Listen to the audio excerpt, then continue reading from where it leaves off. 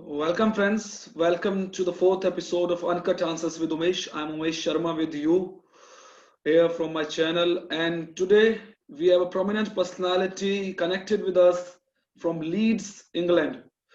He is director and head of postgraduate research school at School of Music, University of Leeds, and he has also graduated and qualified in Scottish literature, and he has various degrees.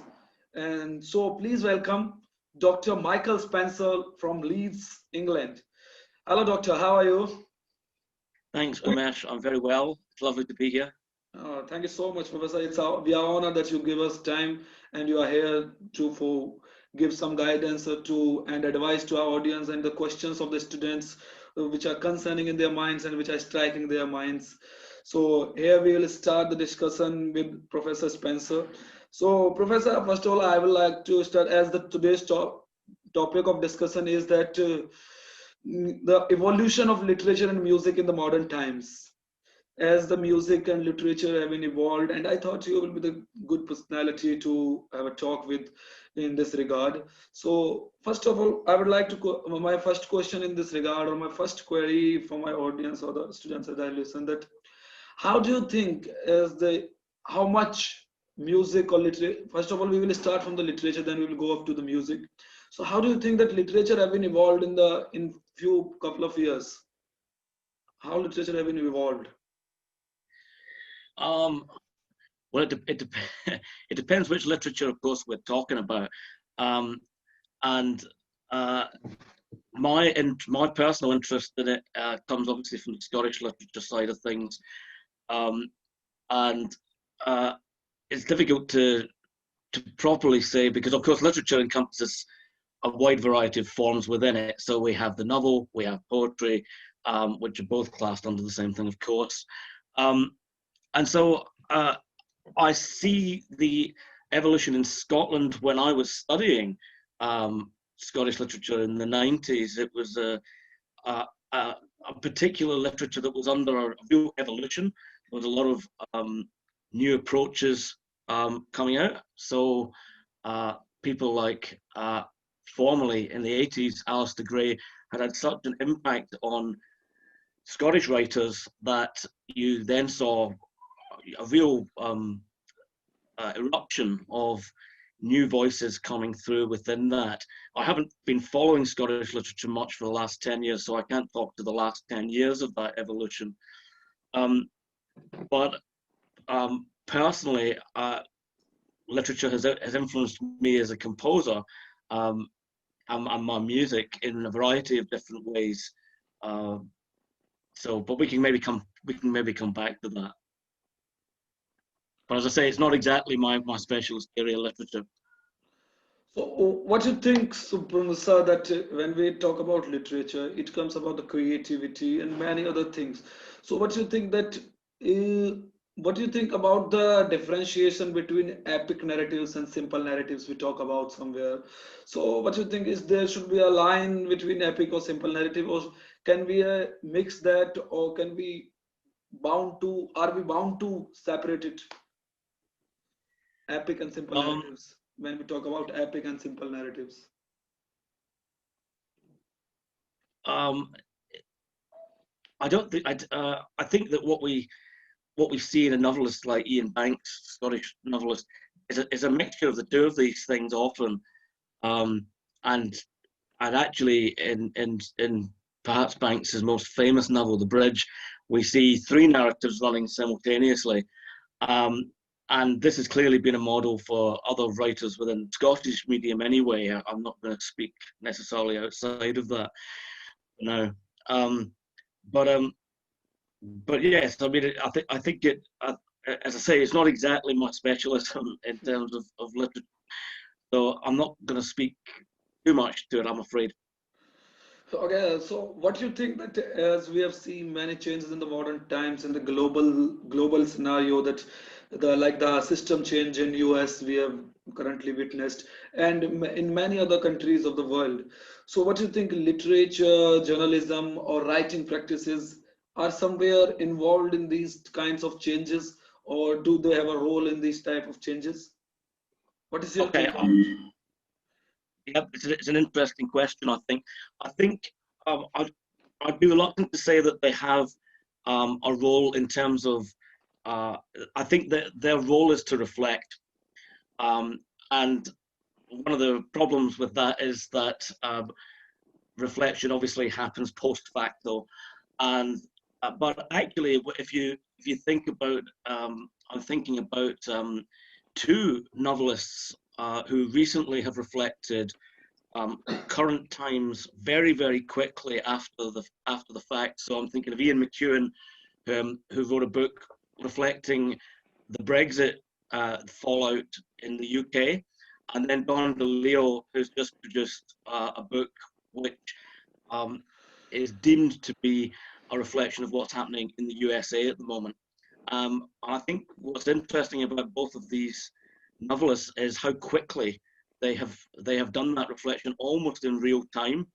And I think that that's something that's a real development within literature. And I think that normally what you might see is those kind of reflections would happen 10, 20 years, looking back on something.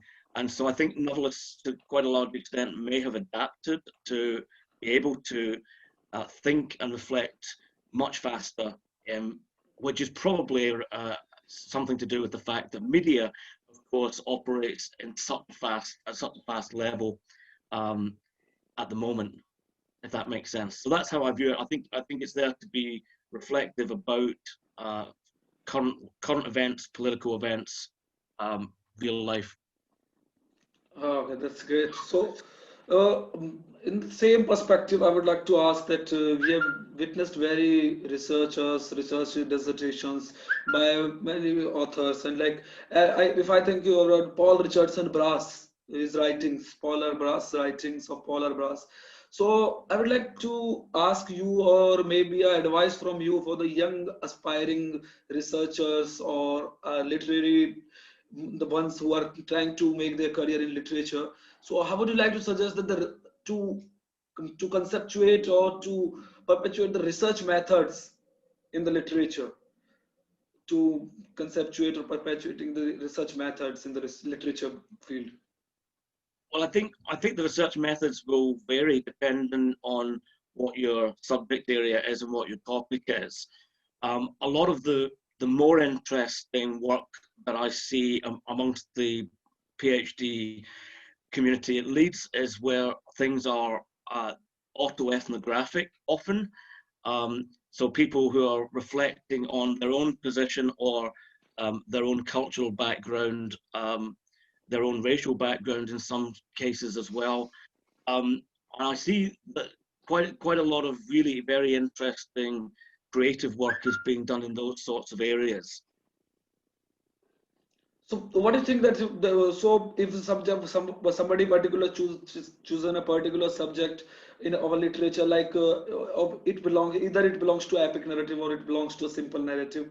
So how should he or she start his or her work in that regard? Like is the compulsion of mentor, or can they start in a common under a university ages, or is there compulsion of any mentor like that? It's I think it's quite difficult to say, because I think that a lot of the creative artists that come to study with us, not always, but in the main, they have had some experience. They haven't come directly out of an undergraduate or a master's program, so they've had some experience as a creative artist in their own right before that. And I would say that those particular individuals who have that professional background, they really thrive, yeah, because while they may not be, I think it's quite difficult to say you must use this methodology, you must use that methodology. I think it's a lot more about coming to the thing with a sort of methodology that you've almost organically grown yourself through professional dealings with professional life. And so that doesn't really answer your question very helpfully, but I think there's a wide variety of different methodologies that one can have. They will be specific to the content matter, of course, and different people will write about different things, and there'll be plenty of people who won't want to write about themselves or won't want to put themselves within their creative practice as well, and I think we have to recognize that too. But as I say, I think the majority who have been particularly successful have come with a significant amount of professional experience, and that has been to their benefit. So, Professor, as I know that you are at a very senior post in Leeds University, and you are director of the postgraduate research studies. So, if you have gone through the various things and you have experienced various things, so how do you look at the lack of new concepts and topics in the research of literature when it comes to research in the literature area? How do you look at the lack of new research topics, new concepts?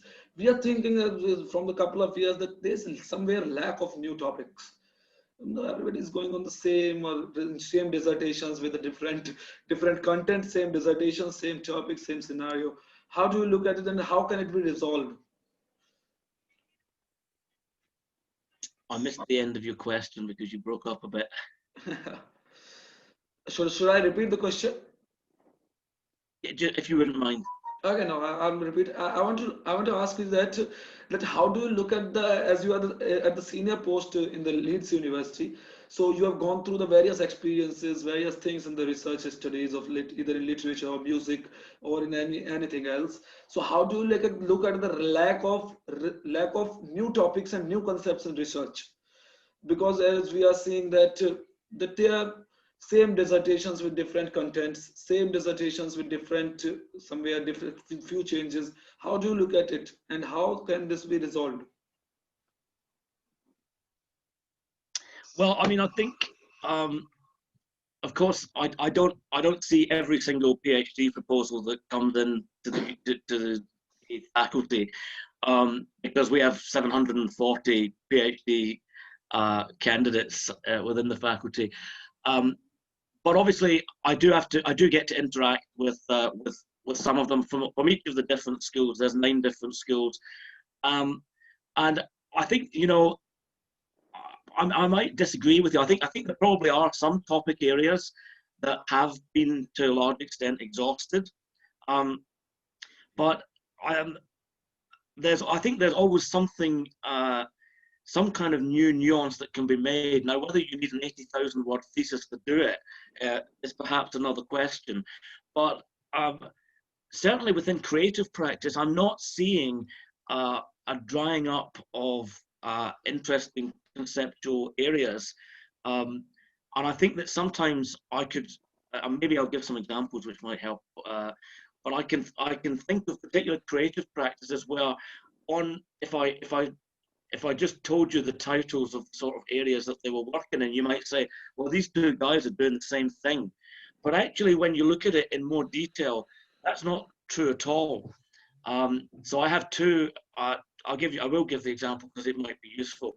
I have 2 PhD candidates, one of whom is looking at, well, they're both on paper looking at the notion, the concept of breath in music. Now, that's interesting concept. That's sounding an interesting one. And so, but they're looking at it in 2 completely different ways. So one of them is looking at breath literally in relation to how you play, or affects how you react to other players. And sometimes in his music, the breath will be obvious to the audience, and sometimes it will be there affecting how the players play, but without being noticeable to the audience. The other PhD candidate is looking at breath in a much more conceptual way, and looking at notions of how you might recreate through instrumental performance sounds that have some sort of relationship to breath, actually as it appears in its French concept, the concept of souffle, which is a difficult one to translate into English, but it has many different sort of meanings within French. So these are 2 people who are ostensibly on paper looking at the same thing, but in very different ways. So, sir, As we are concluding the topic of literature, then we will come to the music. So, what would you like to suggest to the new aspirants? What will be your concluding remark that how should they think, or how should they can create new topics or work on new topics? What is your advice for the new upcoming literary personalities, or the prospective literary personalities which we can see in the future? So, what is your suggestion for those guys? Well, again, I'll stress I'm not the expert, but I think I would say that you should, if it, there are two ways of looking at it. There's one there's the literature specialist who's an analyst and a historian, um, and obviously with their methodologies important, and sort of understanding critical theory, and having a proper critical theoretical framework for coming to literature is important. Then there's the creative, which I think is a different thing entirely, and I think um, I don't know whether I'm saying write what you know is the best advice, but I think, as I say, most of the ones that I think are successful are either reflecting on themselves as professionals, or they're reflecting on themselves within their own cultural experience.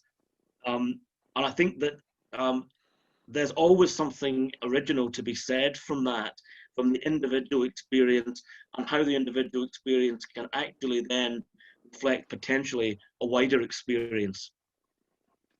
So now it's time to come on the music, and we will start from the aesthetics.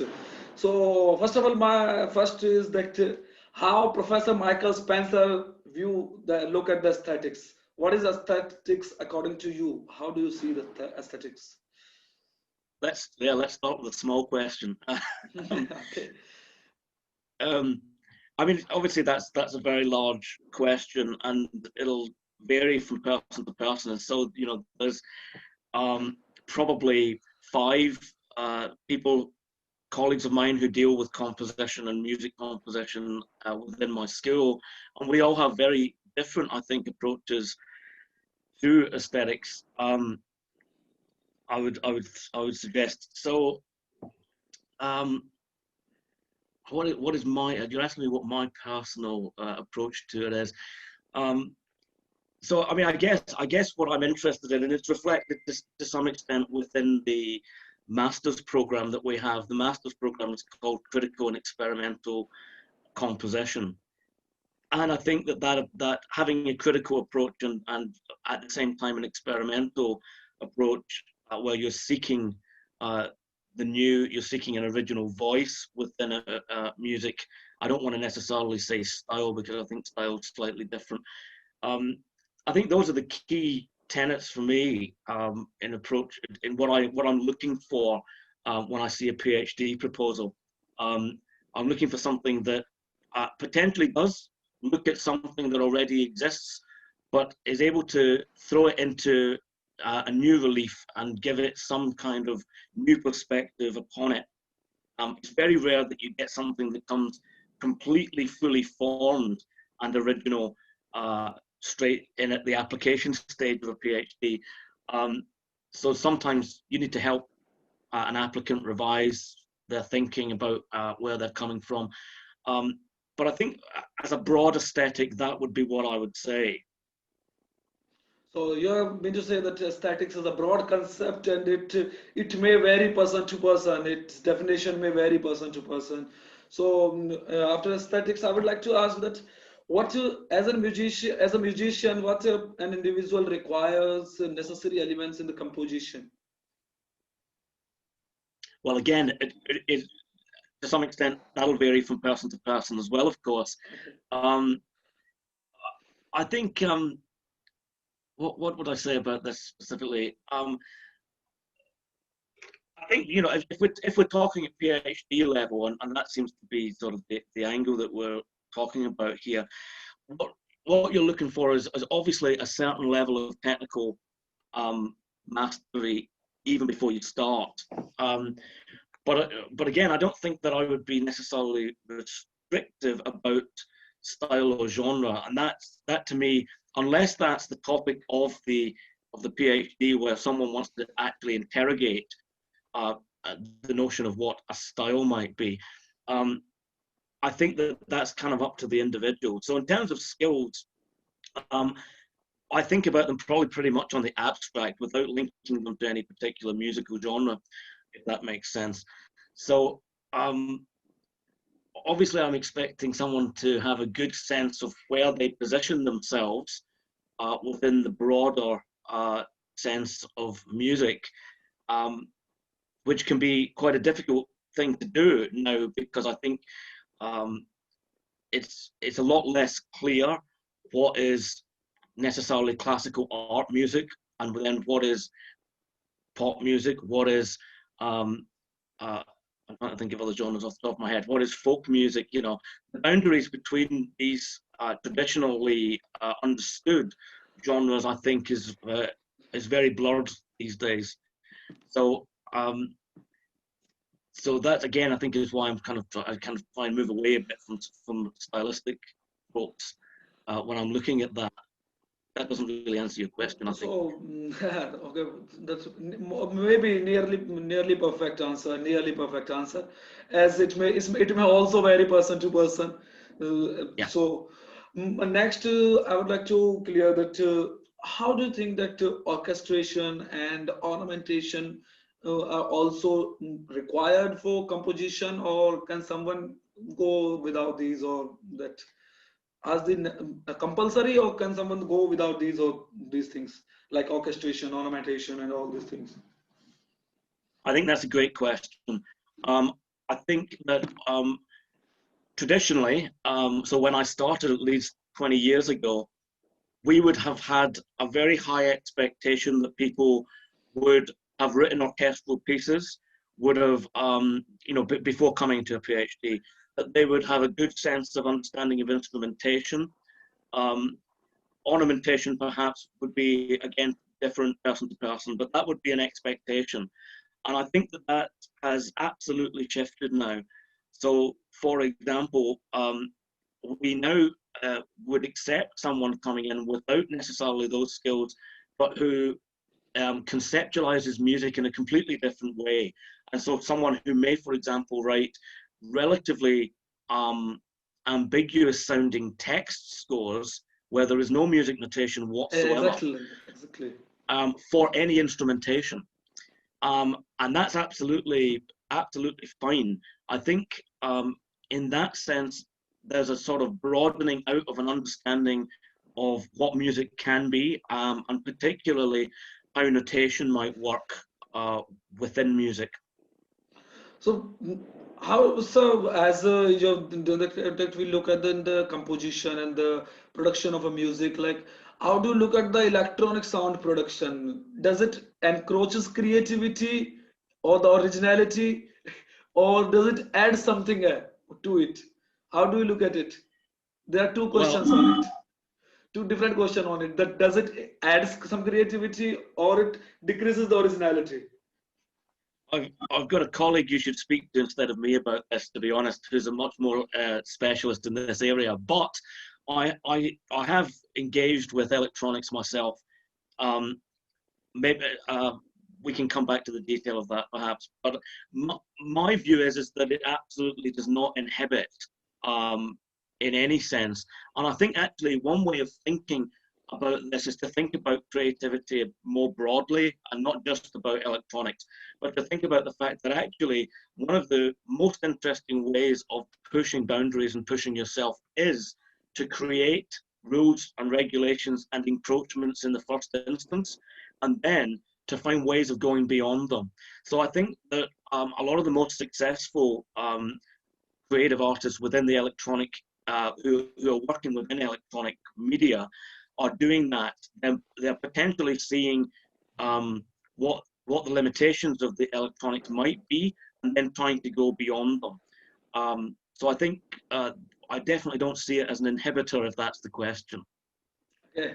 So, sir, it's about the like electronic sound production, and the same thing, the same question of the same context. Like if we talk about improvisation, that so do you think that improvisation, how much is the role of improvisation in adding creativity to someone's music creation, or how much, or to how much extent?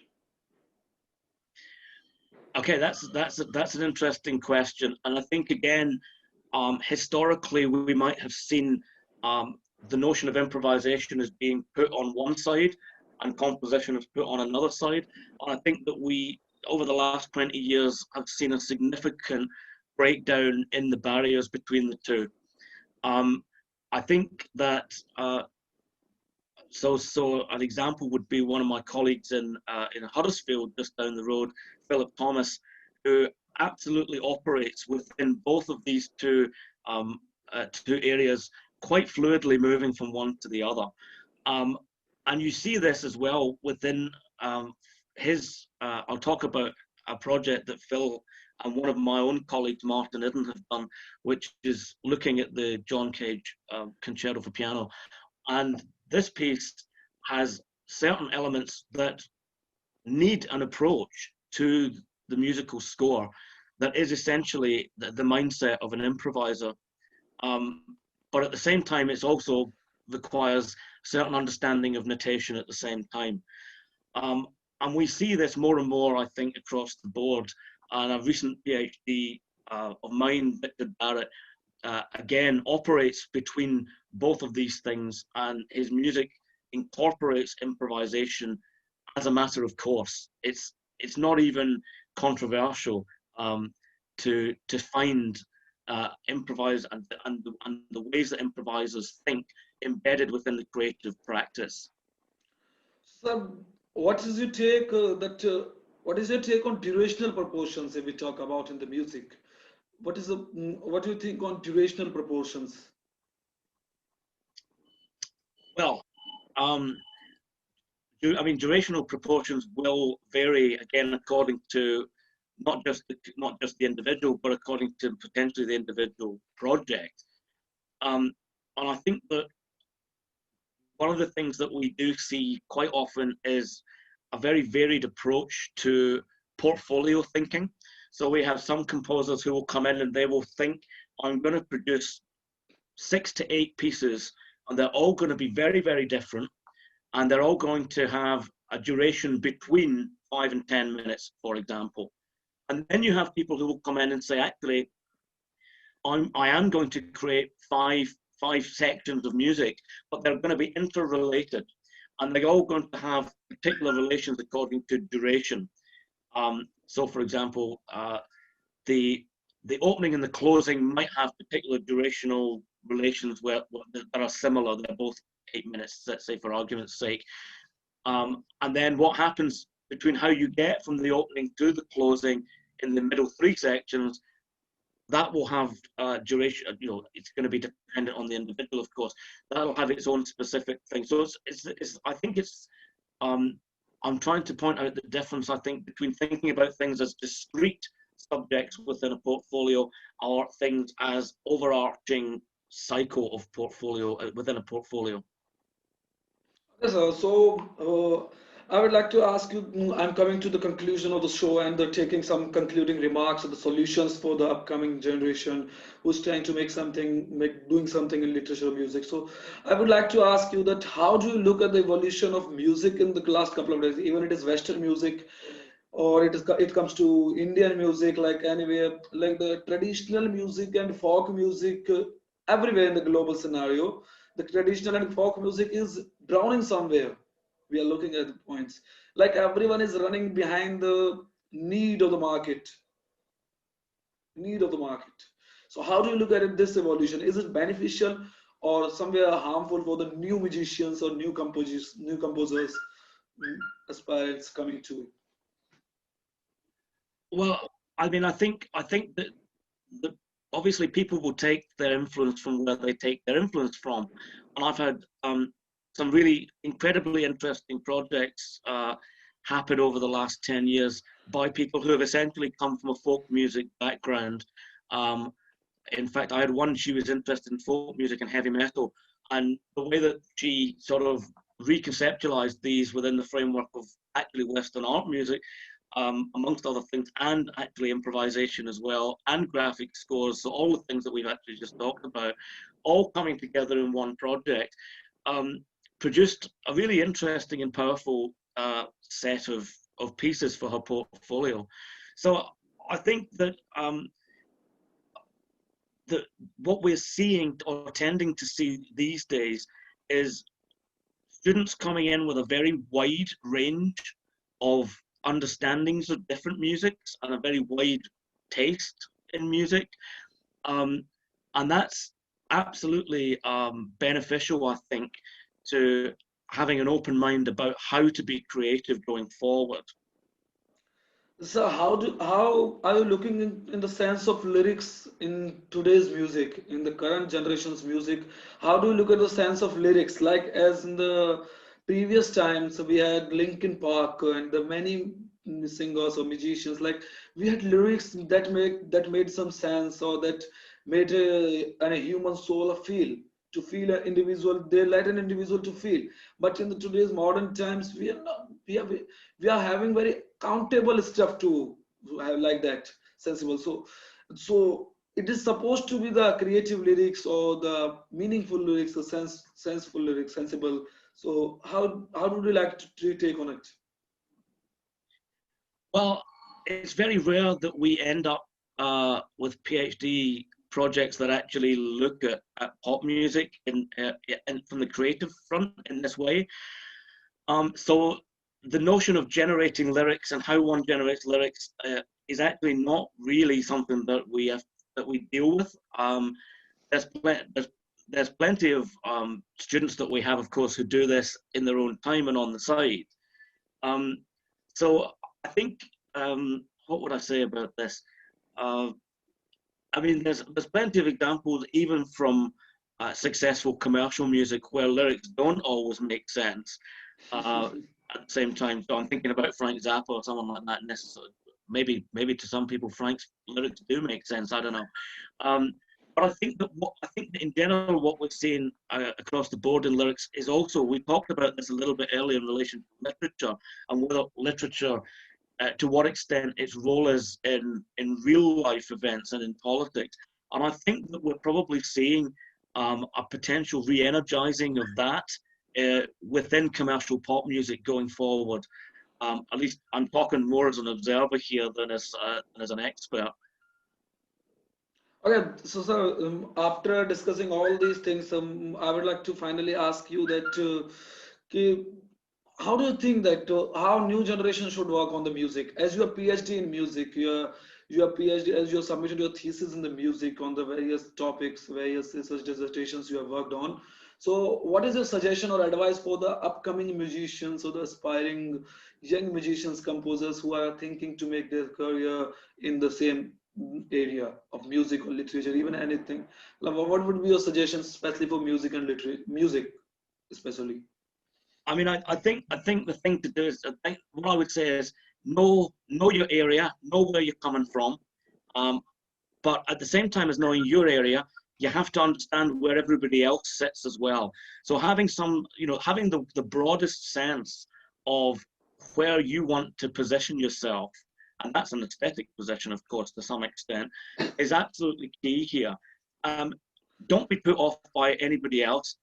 Don't listen to your teacher, because especially at PhD level, it's not about them, it's about you. And I think the important thing is from a pedagogical point of view, the way that I would approach supervising a PhD is not to come in and be challenging so much to the PhD candidate, but to try and come into their world and say, hey, look at all this other stuff that you haven't actually considered. So I think that that's a much more useful pedagogical position to deal with supervising of a PhD. So that's what I would say to a prospective PhD candidate. When you're starting out, don't forget that there's a whole load of stuff that's just a little bit beyond your vista that's actually interesting and that you should be engaging with as well. So thank you so much, Professor, for giving us this important time and guiding our viewers and the students from the various sections of music and literature who are trying to make their career. Thank you so much for giving your time. So, audience, he was with us, Professor Dr. Michael Spencer, Director of Postgraduate Research Studies in Leeds University, England, and he was connected with us all the way from Leeds. So thank you so much, Professor. So I would like to have your concluding remarks for our viewers, for our channel, for our team. So for like your concluding remarks for us, what would you like to say? Well, I mean, just thanks for having me. Really, it's been a pleasure. And I'm not entirely sure that I've answered all your questions as fully as you might have liked, but I think that No, so what I that's would say nothing. is There's nothing like perfection. There's nothing like perfections. We are the Homo sapiens. We are blessed with the disbalances of satisfying. So it's not like that. and I think what I would say is that despite the fact that we're in the middle of a pandemic here, I think what I would say is that that as far as I can see, the roles of and the development of artistic creativity have not been stymied in any way by it. I think if anything, they've been strengthened, and there's a greater resolve amongst artists to see through the difficulties that we've currently faced in relation to performance, for example. So I think that I would say that there's a lot more. There are some pros and cons, obviously, to the situation, but there's a lot of opportunity, and a lot of creative artists are taking on those opportunities in really interesting ways. Thank you so much, Professor. So thanks a lot, audience. So it was our episode number 4, and we will meet you in the next episode. So till then, like this video, share this video to your university friends, colleagues, scholars, so that they can watch and can get some guidance and advice from Professor Michael Spencer. So subscribe to our channel if you haven't subscribed till now. So thank you so much, audience. We will meet you in next episode. Till then, take care. Bye bye. Thank you, Professor. Thank you so much. Thanks.